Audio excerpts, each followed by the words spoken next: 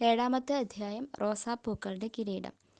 വാഴ്ത്തപ്പെട്ട അലൻ യേശുവിൻ്റെയും മറിയത്തിൻ്റെയും കീർത്തനത്തോടുള്ള ഭക്തി പുനഃസ്ഥാപിക്കുന്നത് മുതലാണ് അത് ജപമാല അഥവാ റോസറി എന്ന പേരിൽ അറിയപ്പെടാൻ തുടങ്ങിയത്.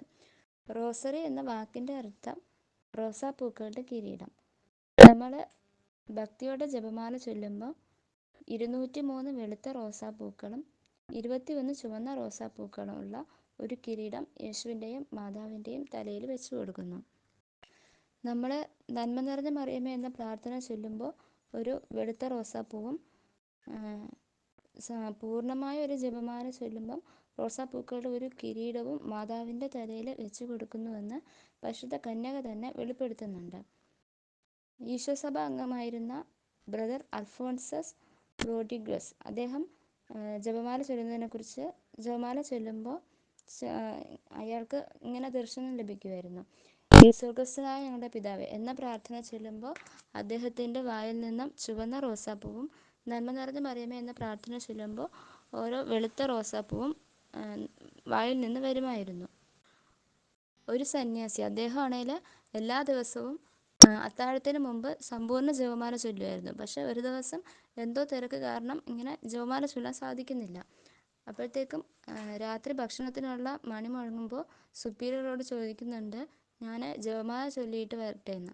അങ്ങനെ അതിനുള്ള അനുവാദം ലഭിച്ച സന്യാസി തൻ്റെ റൂമിൽ ചെല്ലുന്നു. പക്ഷെ കുറേ നേരമായിട്ടും ആ സന്യാസിയെ തിരിച്ചു കാണാതായപ്പോൾ സുപ്പീരിയർ വേറൊരു സന്യാസിയെ അദ്ദേഹത്തെ തേടി വിടുന്നുണ്ട്. അന്നേരം ഈ സന്യാസി കാണുന്നത് എന്താണെന്ന് വെച്ചാൽ, പരിശുദ്ധ മാതാവിൻ്റെ മുൻപിൽ അദ്ദേഹം ഇങ്ങനെ നന്മ നിറഞ്ഞ മറിയമേ എന്ന പ്രാർത്ഥന ചൊല്ലിക്കൊണ്ടിരിക്കുന്നു. ആ ഒരു സമയമാണെങ്കിൽ അദ്ദേഹത്തിൻ്റെ വായിൽ നിന്ന് റോസാപ്പൂക്കളും വരുന്നുണ്ട്.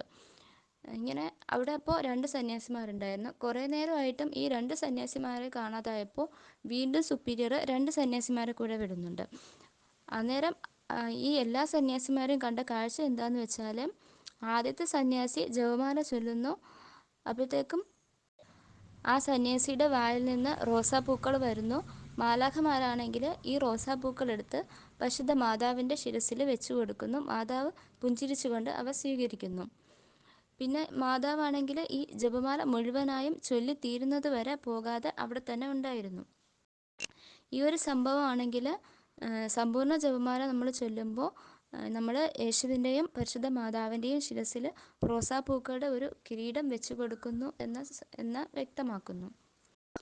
അതുകൊണ്ട് തന്നെ നമുക്ക് ഭക്തിയോടെ ജപമാല ചൊല്ലി നമ്മുടെ ഈശോയ്ക്കും മാതാവിനും റോസാപ്പൂക്കളുടെ ഓരോ കിരീടം സമർപ്പിക്കാം.